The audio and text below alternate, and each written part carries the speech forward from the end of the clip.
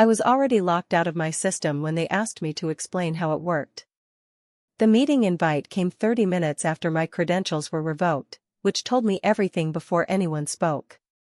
I stood in the hallway outside Conference Room 7, a room I'd been in hundreds of times, watching my badge flash red against the reader. I didn't knock. I waited. Someone would have to open the door for me, and I wanted them to feel that small, awkward moment of realizing what they'd already done. When the door finally opened, it was AsterRow himself. The CEO's son. He smiled like we were old friends, gestured me inside with the kind of casual confidence that comes from never having to earn anything. I walked in, sat down, and said nothing. If this moment mattered to you, I hope you'll consider staying, but only if you enjoy stories where silence becomes the sharpest tool in the room. There were 4 people at the table. Evan, our CFO Daniel Merrick, HR Director Lynn Pascal, and someone I didn't recognize, a man in his early 30s with a leather portfolio and no nameplate. I knew immediately he was a lawyer. Evan sat at the head of the table, which wasn't his seat. That was my first confirmation. Mara, Evan began, leaning back in his chair, thanks for coming in on short notice. I didn't have much choice, I said. My access was revoked before the invite arrived. He blinked. Just once. Then he smiled again, softer this time, like I'd misunderstood something innocent.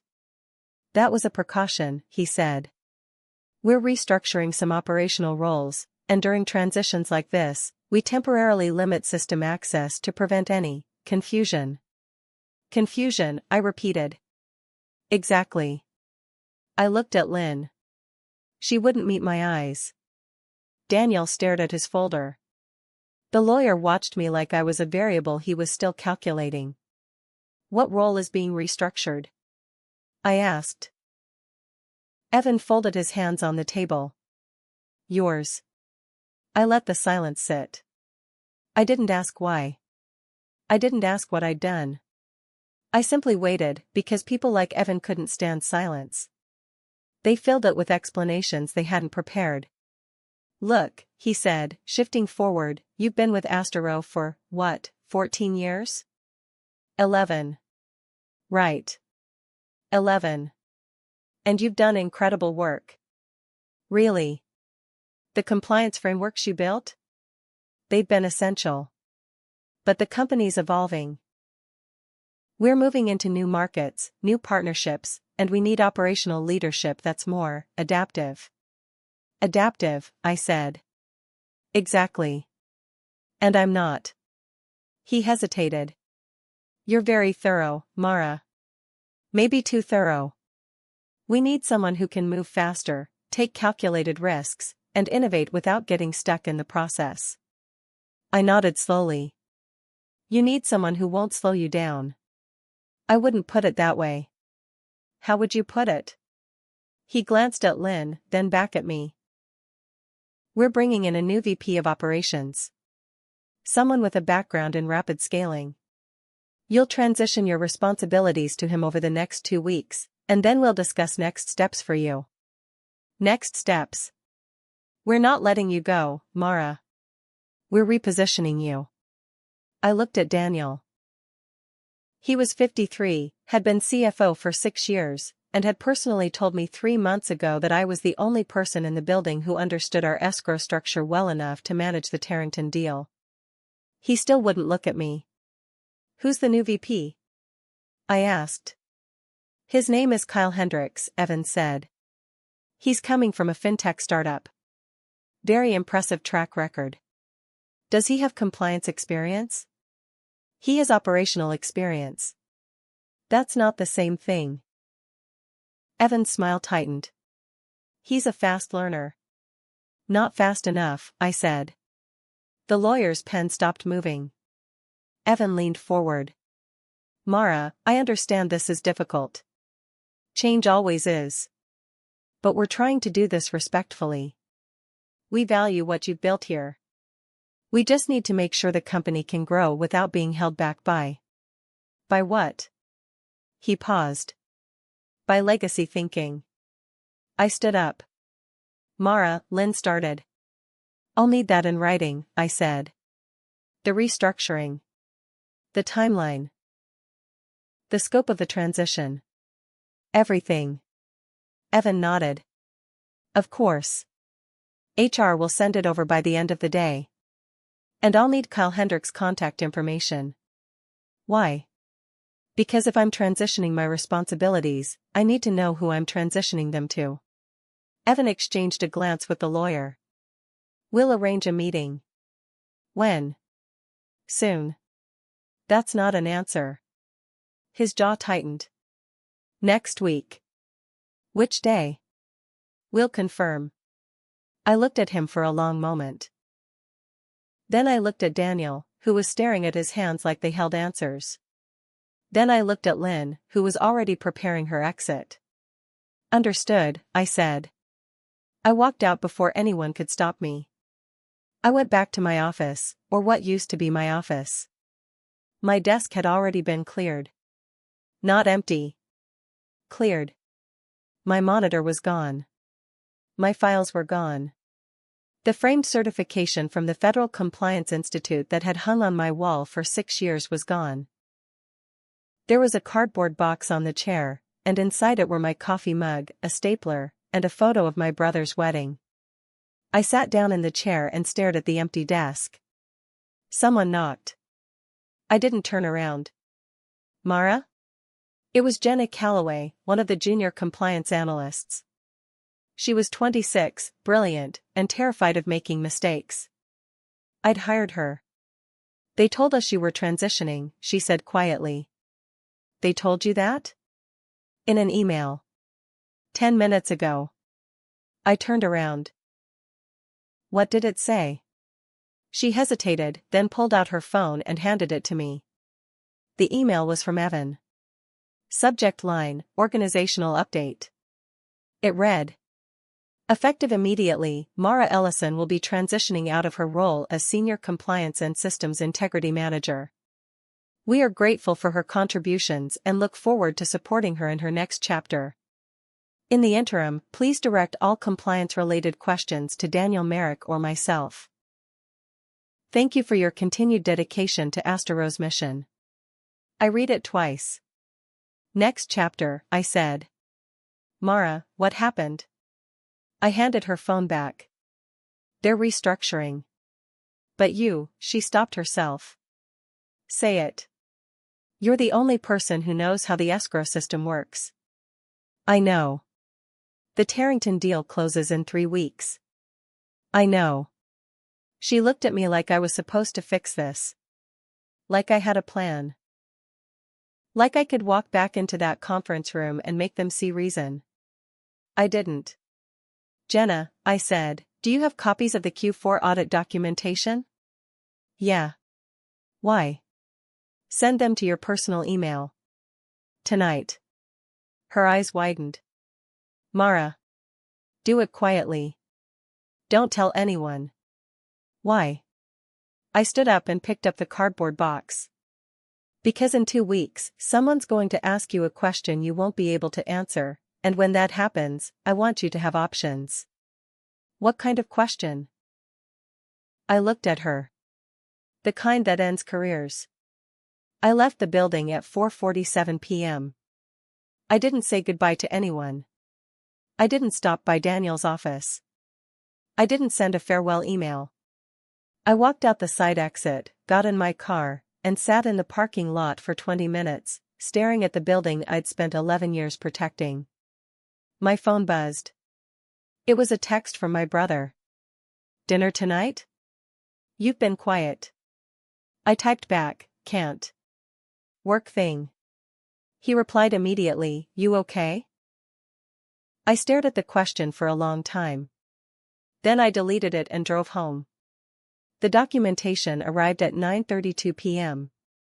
It wasn't from HR. It was from the lawyer, the one who'd been sitting in the conference room. His name was Mitchell Grayson, and he worked for an external firm that specialized in executive transitions. The email was polite, clinical, and devastatingly thorough. It confirmed everything Evan had said, and nothing he hadn't. I was being repositioned. My responsibilities were being redistributed. My transition period would last up to 14 days. There was no mention of Kyle Hendricks. There was no mention of the Tarrington deal. There was no mention of the escrow system I had spent 3 years building from scratch, a system that currently held $300 million in suspended assets, waiting for regulatory approval that hadn't arrived yet and wouldn't arrive for another 16 days. I read the email 4 times. Then I opened my personal laptop and logged into the backup server I'd maintained independently for exactly this kind of scenario. It wasn't against policy. It was just something I'd done quietly, because I'd learned a long time ago that the people who controlled access didn't always understand what they were controlling. I pulled up the escrow matrix. It was a beautiful system. Modular. Secure. Compliant with Section 16(c) of the Federal Data Integrity Act, which required dual signature authorization for any transaction over $50 million. The Tarrington deal required 6 approvals, 3 of which could only be executed by someone with my specific clearance level. And as of this morning, I no longer had that clearance. I leaned back in my chair and stared at the ceiling. They didn't know. They didn't know that Kyle Hendricks, whoever he was, couldn't just step in and pick up where I left off. They didn't know that the system was designed to freeze, not transfer. They didn't know that I was the only person in the building who could authorize the final release. I closed my laptop. I didn't feel angry. I didn't feel vindicated. I felt something quieter. I felt certain. The next morning, I arrived at the office at 7:15 a.m., the same time I always did. My badge still didn't work. I stood at the employee entrance and waited. Eventually, someone from accounting recognized me and held the door open. She smiled awkwardly, said something about the weather, and hurried past. I took the elevator to the 3rd floor and walked to my old office. It wasn't mine anymore. There was a new nameplate on the door, Kyle Hendricks, VP of Operations. The door was locked. I turned around and went to the shared workspace on the south side of the building, a row of hot desks used by contractors and temporary staff.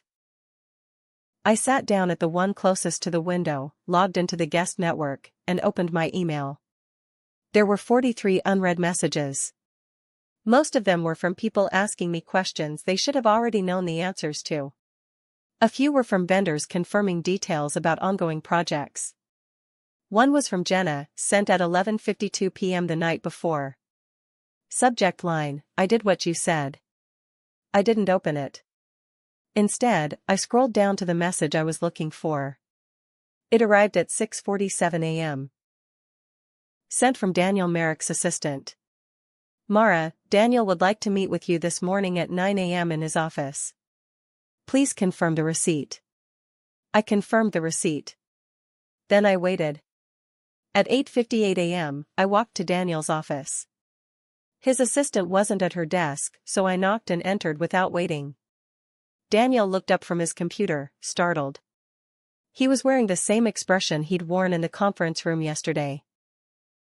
Tight, careful, like he was trying to solve a problem he hadn't created but couldn't escape. Mara, he said. Thanks for coming. I sat down across from him. What do you need?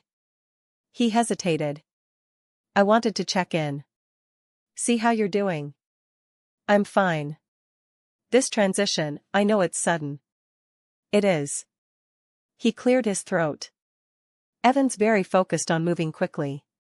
He thinks the company's been too cautious, and he wants to shift the culture toward more aggressive growth. I understand. You do? Yes. He wants results without friction. He doesn't want people who slow him down. Daniel winced. That's not. It's fine, Daniel. I'm not here to argue. He studied me for a moment, then leaned forward. The Tarrington deal closes in 3 weeks. 16 days, I said. Right. 16 days. And I need to make sure the transition doesn't disrupt that. It will. His face went very still. What do you mean? I mean, the escrow system requires dual signature authorization from someone with level 5 compliance clearance. As of yesterday, I no longer have that clearance. Neither does anyone else in this building. Kyle Hendricks doesn't have it either. And he can't get it in 16 days. Daniel stared at me. You're serious? Yes. Why didn't you tell us this yesterday? I wasn't asked. He stood up abruptly, paced to the window, then turned back to me. Mara, this is a $300 million deal. If it doesn't close on time, we're in breach of contract. Tarrington will pull out, and we'll lose everything. I know. Then why didn't you? He stopped himself, exhaled slowly, then sat back down. What do we need to do? You need to reinstate my clearance. Can we do that? Yes. How long does it take? 48 hours if it's treated as urgent. He grabbed his phone. I'll call Evan. It won't matter. He paused, finger hovering over the screen. Why not? Because even if you reinstate my clearance, I still need to execute the final authorization. And I'm not going to do that unless I'm formally reinstated to my role. Daniel's expression shifted. It wasn't anger. It was something closer to disbelief. You're leveraging this, he said quietly. No. I'm clarifying terms. Mara. I built that system, Daniel.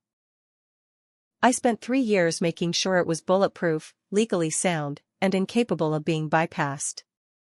I did that because you asked me to. You told me we couldn't afford any regulatory risk. You told me precision mattered more than speed. And now you're upset that I was precise? He didn't answer. I'm not being difficult, I continued. I'm telling you what the system requires. If you want me to execute the final authorization, then I need clearance, authority, and a formal written agreement that I will not be removed until the deal closes. And if we don't agree to that? I met his eyes. Then the deal doesn't close. Evan called me at 10:43 a.m. I didn't answer. He called again at 10:51 a.m. I didn't answer. At 11:07 a.m., Lynn Pascal appeared at my temporary desk with a tight smile and a folder in her hands. Mara, she said, do you have a minute? Yes. She sat down across from me, placed the folder on the desk, and folded her hands on top of it. I understand you spoke with Daniel this morning. I did. And you expressed some concerns about the Tarrington timeline. I clarified the requirements. She nodded slowly. Evan would like to discuss those requirements with you. He's available now if you're free. I'm not. Her smile faltered. I'm sorry? I'm not free. I'm working. Working on what? Transition documentation. You asked for a full handoff. That's what I'm doing. Lynn's eyes flicked to my screen, which was open to a blank document titled Escrow System Overview, Draft. I'd written exactly one sentence: System architecture requires multi-level authorization as outlined in Section 16(c), Compliance Framework. She looked back at me. Evan really would like to speak with you. Then he can send me a meeting invite. He tried calling. I was busy. She exhaled carefully. Mara, I understand you're frustrated. But this isn't helping anyone. I'm not trying to help. I'm trying to do my job. Your job has changed. Then someone should tell me what it is. She opened the folder and slid a piece of paper across the desk. It was a revised contract. My title had been changed to Compliance Transition Consultant. My salary had been reduced by 30%. The term was listed as temporary, not to exceed 60 days. I read it twice. This is what we're offering, Lynn said. It keeps you on through the Tarrington close, gives you time to complete the handoff, and provides a clear exit plan for both parties. What happens after 60 days? We'll reassess. That's not an answer. It's the best answer I can give you right now. I looked at her. Really looked at her. Lynn had been with the company for 9 years. She'd hired me. She'd promoted me twice. She'd once told me I was the most reliable person she'd ever worked with. Do you think this is fair? I asked. She didn't answer immediately. When she finally spoke, her voice was quieter. I think it's complicated. That's not what I asked. She stood up. The offer's on the table until the end of business today. After that, we'll need to move forward with or without you. She left the folder on the desk and walked away. I didn't sign it. Instead, I went home at noon, made myself lunch, and sat on my couch with my laptop open. I pulled up the escrow system again and began writing the most detailed, technical, legally ironclad transition document I had ever created. Every authorization step. Every compliance checkpoint. Every failsafe I'd built into the architecture. I wrote it in language so precise that anyone reading it would understand exactly 2 things. 1. The system could not be executed without me. 2. Any attempt to bypass it would trigger an automatic regulatory review. I worked for 6 hours without stopping. At 6:32 p.m., my phone rang. It was Evan. This time, I answered. Mara, he said, his voice tight with controlled frustration. We need to talk. I'm listening. Daniel tells me you're refusing to cooperate with the Tarrington transition. That's not accurate. Then what would you call it? Clarification. There was a long pause. I could hear him breathing. You're holding the deal hostage, he said. No. I'm following protocol. Bullshit. I didn't respond. You know exactly what you're doing, he continued. You're mad that we restructured your role, and now you're trying to leverage the one thing we can't replace you on. That's extortion. It's compliance. It's petty. Then find someone else. There is no one else. You made sure of that. I smiled, even though he couldn't see it. I made sure the system was secure. That was my job. Your job is to do what's best for this company. I did. For 11 years. And yesterday, you told me that wasn't good enough. Silence. Then, quieter, what do you want? I want my role back. That's not happening. Then I want a formal contract guaranteeing my authority through the Tarrington Close, full reinstatement of my clearance, and a severance package that reflects my actual tenure and contribution. How much? 18 months. Full salary. Benefits included. He laughed. It wasn't a happy sound. You're insane. I'm precise. We'll replace you. No, you won't. We'll find a way. You won't. Not in 16 days. Another pause. Longer this time. I'll need to talk to the board, he said finally. You do that. This isn't over, Mara. I know. He hung up. I set my phone down on the coffee table and stared at it for a long time. Then I opened my laptop and sent the transition document to Daniel, Evan, Lynn, and Mitchell Grayson. Subject line, Escrow System Transition Requirements, Full Documentation. Body, attached is the complete technical and legal framework governing the Tarrington escrow authorization process. Please review at your earliest convenience. I remain available to discuss implementation timelines and compliance obligations as needed. I hit send. Then I poured myself a glass of wine, sat by the window, and waited. The response came at 9:14 p.m. It was from Mitchell Grayson. Ms. Ellison. I've reviewed your documentation. We'd like to schedule a call tomorrow morning at 8 a.m. to discuss terms. Please confirm your availability. I confirmed. Then I finished my wine, turned off my phone, and went to bed. I slept better than I had in months. He went pale. You're serious? Yes. And if something gets flagged? Then both parties are subject to investigation, penalties, and potential contract nullification. He stared at me. You didn't mention that. You didn't ask. Mara. Kyle, I gave you 60 hours of documentation. I walked you through every step. I answered every question you asked. But I can't teach you what you don't know to ask. He ran a hand through his hair. Okay. Okay. So what do I need to do? You need to monitor the system daily. You need to review every flagged transaction.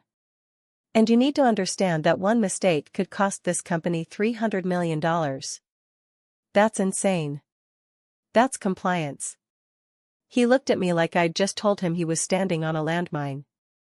How am I supposed to do that alone? You're not. Jenna can help you. Jenna? She's been shadowing me for 2 years. She knows the system better than anyone except me.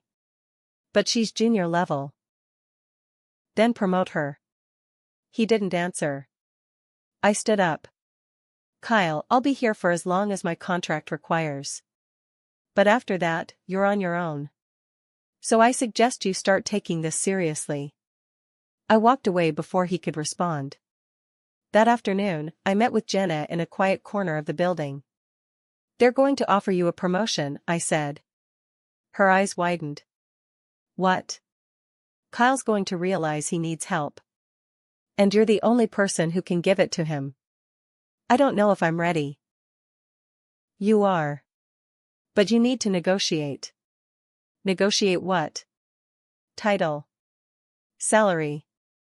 Authority. Don't let them underpay you just because you're young. She nodded slowly. What should I ask for? I wrote a number on a piece of paper and slid it across the table. She looked at it and her jaw dropped.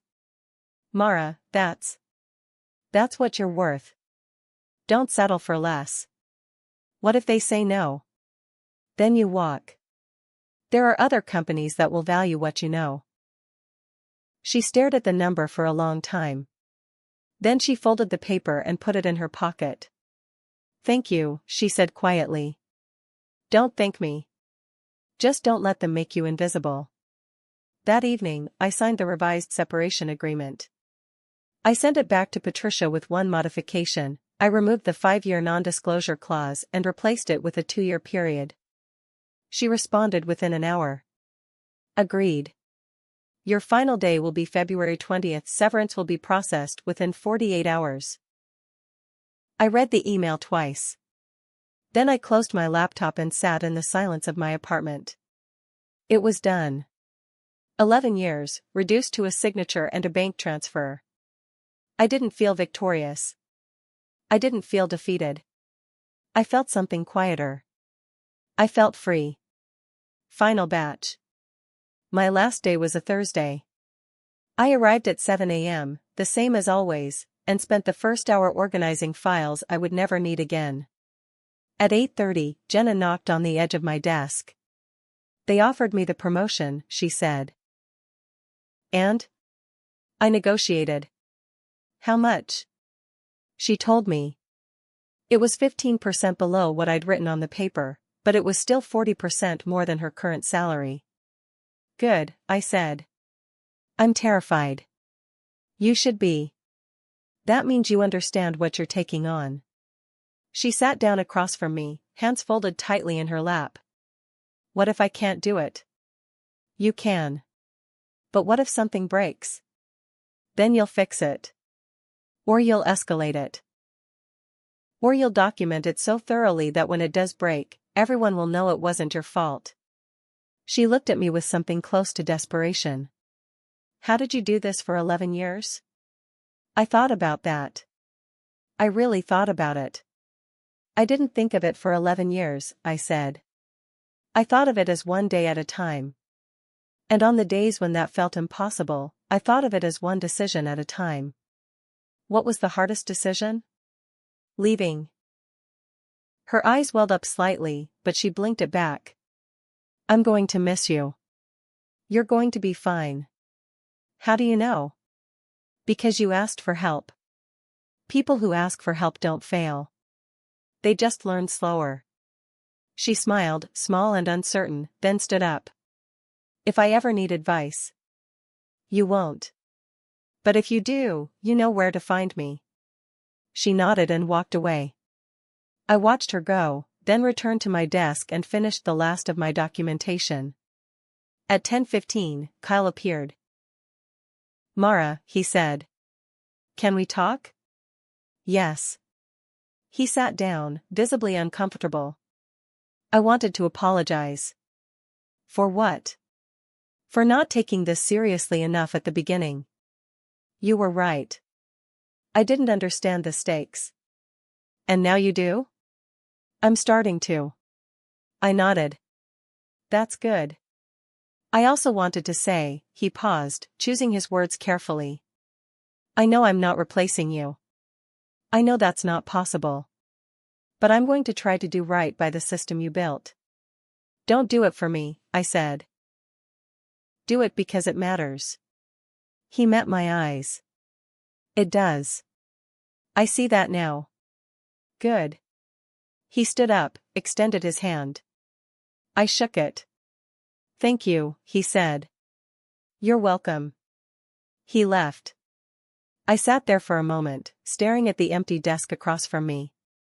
Then I packed the last of my things into a small box, nothing sentimental, just a notebook and a coffee mug, and stood up. Daniel found me in the hallway. Mara, he said. I heard today's your last day. It is. He looked older than I remembered. Tired in a way that went deeper than lack of sleep. I wish it hadn't ended like this, he said.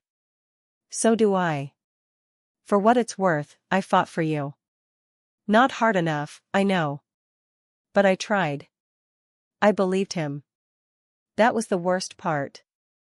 I know, I said. If you ever need a reference. I won't. He flinched slightly. Right. Of course. We stood there in awkward silence for a moment. Take care of yourself, Daniel, I said. You too. I walked past him, down the hallway, past the office that used to be mine, past the conference room where I'd been told I wasn't enough, and into the elevator. I didn't look back. I drove home in silence. No music. No radio. Just the sound of the road and my own breathing. When I got home, I set the box down by the door, made myself lunch, and sat by the window with my laptop. I had 3 new emails. The first was from HR, confirming my severance payment had been processed. The second was from Patricia Vollmer, thanking me for my years of service and wishing me well in my future endeavors. It was polite, professional, and completely hollow. The third was from an address I didn't recognize. The subject line read, "You were right." I opened it. Ms. Ellison, you don't know me, but I work in regulatory compliance at Tarrington Industries. I was part of the team reviewing the escrow documentation for our recent deal with AsterRow. I wanted to reach out personally to say thank you. Your system was the most professionally constructed, legally sound framework I've encountered in 15 years. It protected both parties, ensured accountability, and prevented what could have been a catastrophic failure on our end. I don't know what happened between you and AsterRow, but I know talent when I see it. If you're exploring opportunities, I'd love to discuss a potential role here. No pressure. Just respect. Best, Caroline Pritchard, Senior Director of Compliance. I read it 3 times. Then I closed the laptop and stared out the window. I didn't cry. I didn't smile. I just sat there, feeling something I hadn't felt in a very long time. Scene. 3 weeks later, I accepted a position at Tarrington Industries. The title was Vice President of Regulatory Systems and Compliance Architecture. The salary was 60% higher than what I'd made at AsterRow. The role came with a team, a budget, and the explicit authority to say no when something wasn't safe. I started on a Monday. On my second day, I received a LinkedIn message from someone at AsterRow, a junior analyst I'd worked with briefly 2 years ago. Hi Mara, I don't know if you've heard, but things have been rough here since you left. The The monitoring system flagged 3 violations last week and no one knows how to clear them. Kyle's overwhelmed. Jen is doing her best but she's stretched too thin. Evan's been in emergency meetings with the board. I just thought you should know. Hope you're doing well. I stared at the message for a long time. Then I typed back, thanks for letting me know. I hope they figure it out. I didn't offer to help. I didn't ask for details. I simply closed the message and returned to my work. 2 months later, I saw a headline in an industry trade publication. AsterRow Technologies faces federal review over compliance violations. I didn't click on it. I didn't need to. I knew exactly what had happened. The system had done what it was designed to do. It had flagged violations. It triggered the review. And no one had been there to manage it properly. I didn't feel satisfied. I didn't feel vindication. I felt something quieter. I felt confirmed. 6 months after I left, Jenna reached out. We met for coffee at a place halfway between her office and mine. She looked exhausted. I quit, she said, before I could even ask how she was. When? Last week. Why? She exhaled slowly. Because they wanted me to sign off on something I knew was wrong. And when I refused, they told me I was being difficult. I nodded. What did you say? I said I learned from the best. A small smile crossed my face. Where are you going? I don't know yet. I have some offers. I'm being careful about which one I choose. Good. She looked at me. Were you scared? When did you leave? Terrified. But you did it anyway. I didn't have a choice. Not really. Staying would have cost more than leaving. She nodded slowly. I'm starting to understand that. We sat in silence for a moment, sipping our coffee. Mara, she said. Yeah? Thank you. For teaching me that competence isn't the same as compliance. And that silence can be a choice, not a weakness. I met her eyes. You're going to be fine, Jenna. I know, she said. Because you showed me how. A year after I left AsterRow, I received one final email. It was from Evan Rowe. Subject line, clearing the air. I almost deleted it without reading. But curiosity won. Mara, I know we didn't part on good terms. I know I made mistakes in how I handled your transition. I'm writing because I wanted you to know that I understand now what you were trying to protect. The system you built saved this company, even after you left. The federal review could have destroyed us. It didn't, because your documentation was flawless. I don't expect forgiveness. I just wanted you to know that I see it now. You were right. I was wrong. I hope you're doing well. Evan. I read it twice. Then I closed the email and didn't respond. Not out of bitterness. Not out of anger. But because some things don't require a reply. Some things are just true, and the truth doesn't need my confirmation. I've been at Tarrington for 2 years now. I lead a team of 12. We build systems that protect people, from bad decisions, from regulatory failures, from the kind of quiet disasters that no one thanks you for preventing. I'm no longer invisible. I'm no longer expendable. I'm valued. Not because I'm agreeable. But because I'm precise. And when people ask me how I got here, I tell them the truth.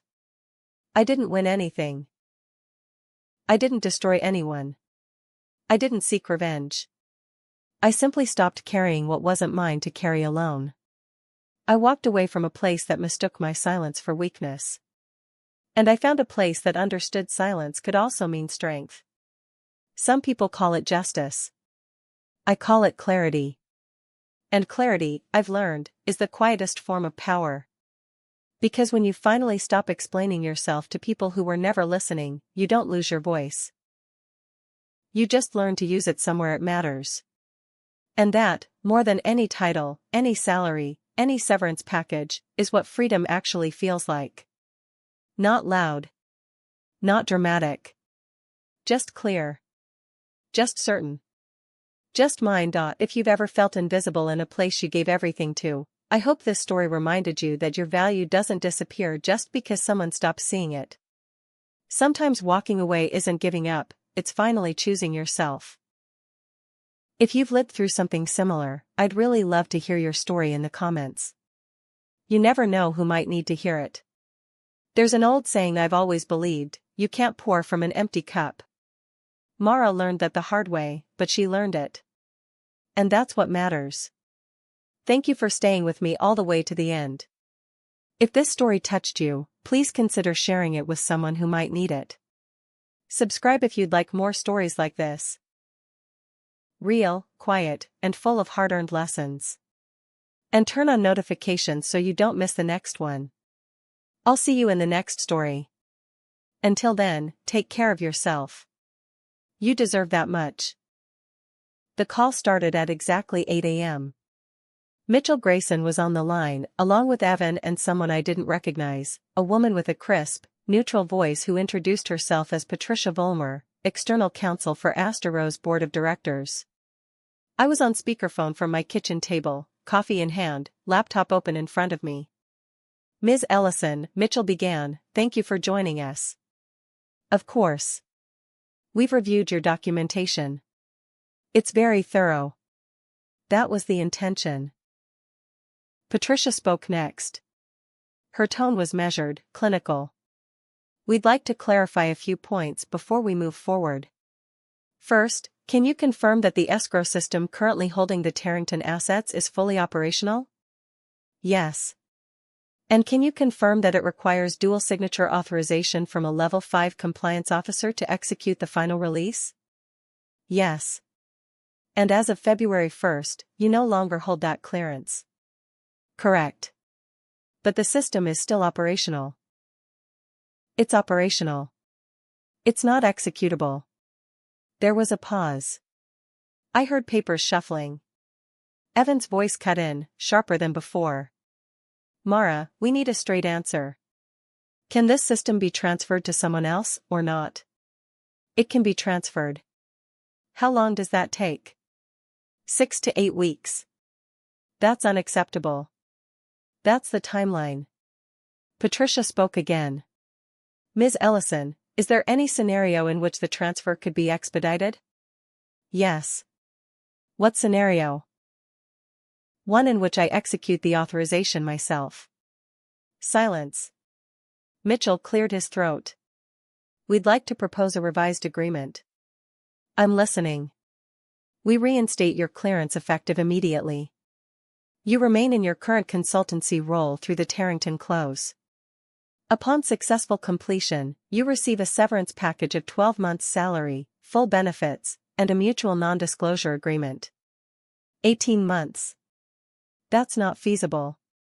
Then we don't have an agreement. Evan's voice again, harder this time. You're going to tank a $300 million deal over 6 months of severance? No, I said. You're going to tank it by refusing to honor the value of the person who made it possible. This is extortion. This is negotiation. Patricia interrupted, her tone unchanged. Ms. Ellison, let's be very clear. If this deal fails because of your refusal to cooperate, we will pursue legal action for breach of fiduciary duty and willful obstruction of corporate operations. I took a sip of coffee. You're welcome to try. You don't think we'd win? I think you'd spend 18 months in litigation, lose the Tarrington deal anyway, and explain to your board why you destroyed a $300 million contract to avoid paying severance to a compliance officer who did exactly what she was hired to do. Silence again. Then Mitchell, 15 months. 18. 16. 18. Non-negotiable. I heard muffled voices on the other end, someone had muted the line. It lasted nearly 2 minutes. When they came back, it was Patricia. We'll agree to 18 months under the following conditions. You execute the Tarrington authorization on schedule, you complete a full knowledge transfer to Kyle Hendricks within 30 days, and you sign a binding non-disparagement clause that prohibits you from discussing the terms of your departure publicly or privately. I'll agree to the first two. Not the third. The non-disparagement clause is mandatory. Then add a reciprocal clause that prevents the company from making any public or internal statements about my departure without my written approval. Another pause. Shorter this time. Agreed, Patricia said. We'll have the contract drafted by the end of the day. I want it by noon. That's aggressive. So was revoking my access without notice. Mitchell spoke carefully. Ms. Ellison, we're trying to work with you here. No, you're trying to manage me. There's a difference. Evan's voice came back, low and tight. You know this doesn't change anything, right? You're still gone in 30 days. I know. Then what's the point? The point, I said, is that I'm leaving on my terms, not yours. I hung up before anyone could respond. The contract arrived at 11:47 a.m. I read it 3 times, sent it to a lawyer I'd worked with during a prior audit, and waited for her review. She called me back within an hour. It's clean, she said. Surprisingly clean, actually. They're giving you everything you asked for. What's the catch? There isn't one. At least not in the language. You execute the deal, you train the replacement, you walk away with 18 months and benefits. It's a good outcome, Mara. It doesn't feel good. It never does. But you won. I wasn't sure that was true. But I signed it anyway. I returned to the office the next morning with full clearance reinstated. My badge worked. I took the elevator to the 3rd floor, walked past my old office, still occupied by someone I hadn't met, and returned to the hot desk by the window. Jenna found me within 20 minutes. Mara, she said quietly, glancing over her shoulder. Is it true? You're staying? For 30 days. What happened? They needed me more than they wanted to admit. She sat down across from me. Everyone's talking about it. They're saying you threatened to sabotage the Tarrington deal. I didn't threaten anything. I clarified the requirements. Evan's furious. I imagine he is. He's been in meetings all morning. With Daniel, with the board, with Kyle Hendricks. People are scared. Of what? Of you. I looked at her. They should have been scared before. She didn't answer. She just stared at me like I'd become someone she didn't recognize. Jenna, I said, did you send the audit files to your personal email? She nodded. Good. Keep them there. Don't delete them. Don't mention them. And if anyone asks you a question you can't answer, tell them to ask me. Why? Because in 3 weeks, you're going to be the only person left who understands how any of this works. And when that happens, I want you to be ready. Kyle Hendricks finally appeared on my 4th day back. He was younger than I'd expected, maybe 32, clean-cut, energetic in that specifically performative way that people fresh out of high-growth startups tend to be. He knocked on the edge of my temporary desk and extended his hand. Mara Ellison? Yes. Kyle Hendricks. I've heard a lot about you. I shook his hand. I'm sure you have. He sat down without asking. Listen, I know this transition has been rocky. I just want you to know I'm not here to replace you. I'm here to learn from you. That's good. Because replacing me isn't possible in 30 days. He laughed, like I'd made a joke. I've been briefed on the escrow system. It's impressive. Really elegant architecture. Thank you. I'm a fast learner. I think we can get this handoff done smoothly if we work together. I studied with him. He had the kind of competence that comes from never having failed at anything important. He believed competence was transferable. He thought systems were just logic, and logic could be learned. How much do you know about Section 16(c), compliance? I asked. Enough to get started. That's not an answer. His smile tightened slightly. I've reviewed the documentation you sent over. I understand the authorization structure. Do you understand why it exists? To prevent unauthorized access. To prevent liability. There's a difference. He nodded, like he was taking notes. Okay. Walk me through it. I spent the next 2 hours explaining the escrow system in excruciating detail. Every failsafe. Every regulatory trigger. Every scenario in which the system would freeze rather than execute. He asked good questions. He took notes. He nodded in all the right places. But I could see it in his eyes, he didn't fully understand. He understood the steps. He didn't understand the stakes. When we finished, he stood up and shook my hand again. This is great, he said. Really helpful. I think I've got a solid foundation now. You don't. He blinked. Sorry? You have the framework.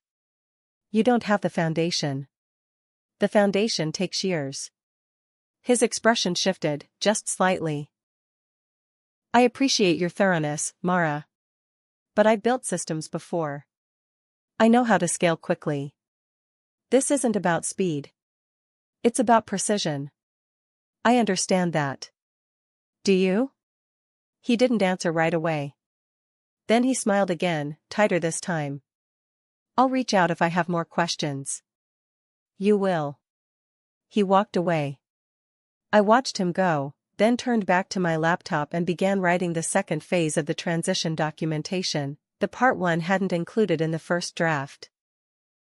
The part that explained exactly what would happen if someone tried to execute the system without proper clearance. The Tarrington deal was scheduled to close on February 18 at 2 p.m. By February 10, Kyle had asked me over 60 questions. By February 14, he'd stopped asking. I knew what that meant. He thought he understood. He thought he was ready. He wasn't. On February 16, Daniel called me into his office. Mara, he said, I need you to walk me through the final authorization sequence one more time. Why? Because Kyle says he's ready to execute, and I want to make sure there are no surprises. There will be. His face went still. What do you mean? I mean Kyle has the steps, but he doesn't have the clearance. And even if he did, the system requires biometric confirmation that's tied to my specific credentials. You didn't mention that before. You didn't ask. Daniel leaned back in his chair and rubbed his eyes. Mara, please. Just tell me what we need to do. You need me to execute the authorization. And you will? Yes. When? On the 18th. At 2 p.m. As scheduled. And there's no risk of failure? I met his eyes. Not if I'm the one doing it. He exhaled slowly. Okay. Okay. Thank you. I stood up to leave. Mara? I turned back. I'm sorry, he said quietly. For how this happened. You deserved better. I didn't answer. I just nodded and walked out. February 18 arrived cold and clear. I came into the office at 7 a.m., made coffee, and sat at my temporary desk, watching the building wake up around me. At 1:45 p.m., I walked to the executive conference room on the 5th floor. Evan was already there. So were Daniel, Patricia Vollmer, Mitchell Grayson, and Kyle Hendricks. They all looked at me when I entered. Ready? Evan asked. Yes. I sat down at the head of the table, opened my laptop, and logged into the escrow system for the last time. The room was silent. I entered my credentials. I confirmed my biometric scan. I reviewed the final authorization checklist. And then I stopped. Is there a problem? Evan asked. I didn't look up from the screen. No. Then why did you stop?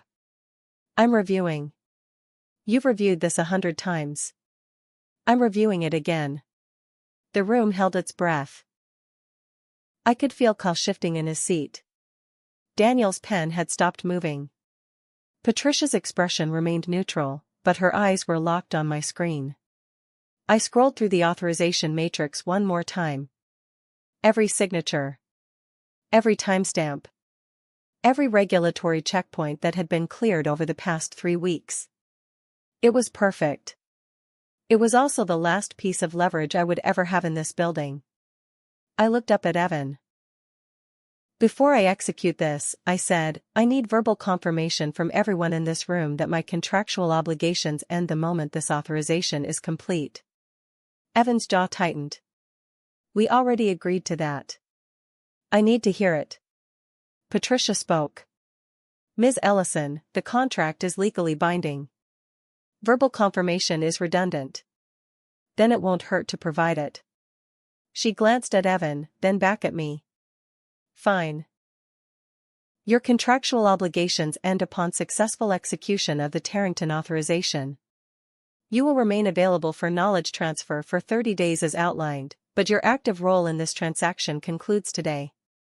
Daniel? I said. He looked uncomfortable. Yes. That's correct. Kyle? He hesitated. I'm not a party to your contract. But you're my replacement. So I need to know, do you understand what happens if this system fails after I'm gone? It won't fail. That's not what I asked. His face flushed slightly. I understand the system. Do you understand the liability? He didn't answer. I looked at Evan. Does he? Evan leaned forward. Mara, execute the authorization. Now. I held his gaze for a long moment. Then I turned back to my screen and entered the final sequence. The system processed for 11 seconds.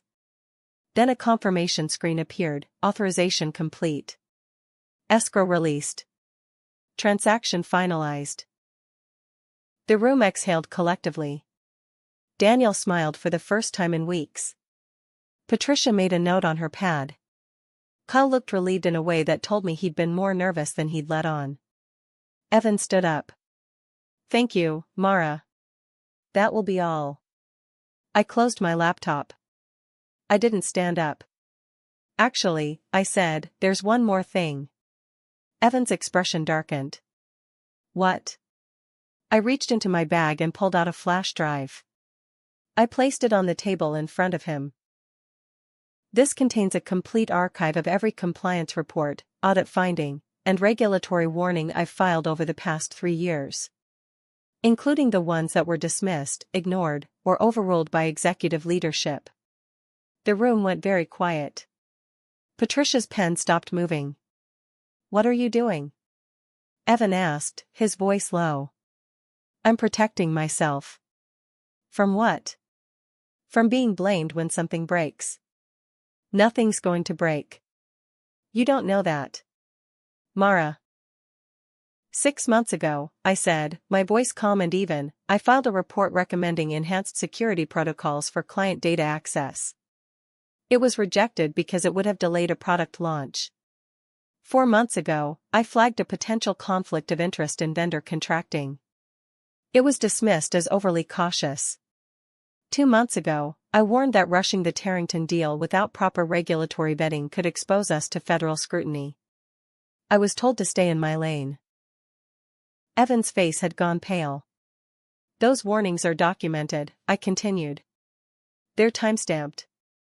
They're saved in 3 separate locations, including an external server that I control.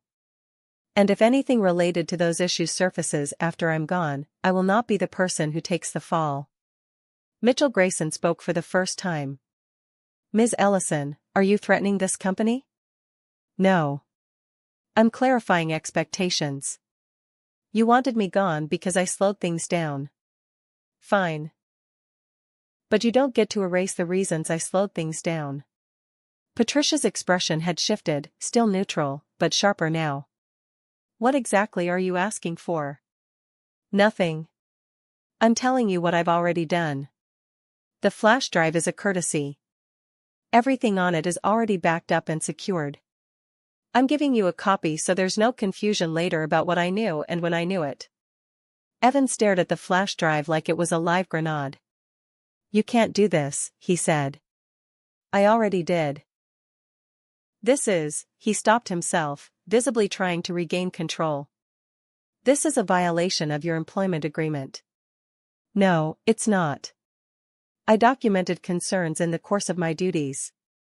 That's not a violation. That's my job. You're using it as leverage. I'm using it as protection.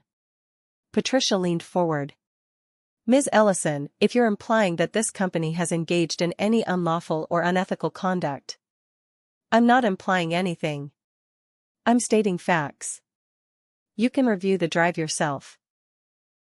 Everything on it was submitted through proper channels. Everything on it was ignored. She studied me for a long moment. Then she picked up the flash drive and slipped it into her briefcase. We'll review it, she said. Good. Evan's hands were clenched on the table. You're done here, Mara. Pack your things and leave. I have 30 days. Not anymore. I looked at Patricia. Is he authorized to terminate my contract early? She didn't answer immediately. Then, carefully. Not without cause. Then I'll see you tomorrow, I said. I stood up, picked up my laptop, and walked out of the room. I didn't go back to my desk. I walked straight to the parking lot, got in my car, and sat there for 10 minutes, hands shaking slightly on the steering wheel. Then my phone buzzed. It was Jenna. What happened? Everyone's freaking out. I typed back, I'm fine. Don't worry. Evan just came out of the executive floor. He looked like he wanted to kill someone. Probably me. Are you okay? I stared at the question. Yes, I typed. I'm okay. I put my phone down and started the car. I drove home slowly, deliberately, letting the adrenaline drain out of my system. When I got home, I made tea, sat on my couch, and opened my laptop. I had one new email.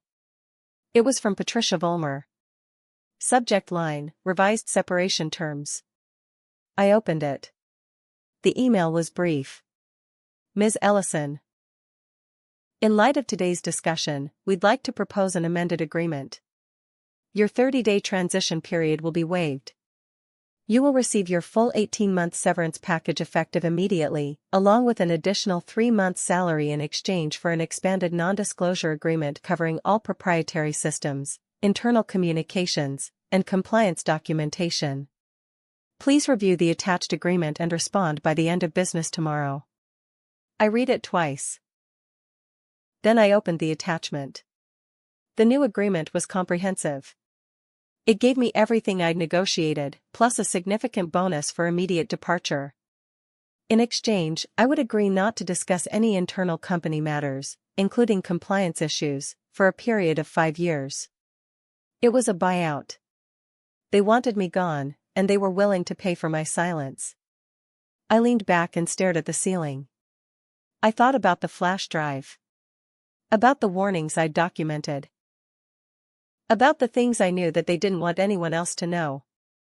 I thought about Jenna, still sitting at her desk, trying to figure out how to do a job no one had trained her for. I thought about Kyle Hendricks, confident and underprepared, about to step into a role he didn't fully understand. I thought about Evan, sitting in that conference room, realizing for the first time that competence and control were not the same thing. And I thought about myself. 11 years of quiet reliability, dismissed in a single meeting, now being paid to disappear. I closed the laptop. I didn't sign it that night. The next morning, I went back to the office. My badge worked. I took the elevator to the 3rd floor and walked to my temporary desk. Kyle was waiting for me. Mara, he said, standing up quickly. I wasn't sure you'd come back. I have 30 days. I know, but, he hesitated. Evan said you might be leaving early. That hasn't been finalized. Okay. Good. Because I have some questions. I'm sure you do. He pulled up a chair. The escrow system, now that it's executed, what happens to the monitoring protocols? They remain active. For how long? Indefinitely. Or until the contract terms are fully satisfied. Which is when? 18 months from now. His face fell. 18 months? Yes. But I thought, he stopped himself. I thought once the deal closed, the system would just complete. The deal closed. The system is still active. It monitors compliance on both sides. If either party violates the terms, the system triggers an automatic review. Who conducts the review? The Federal Trade Commission.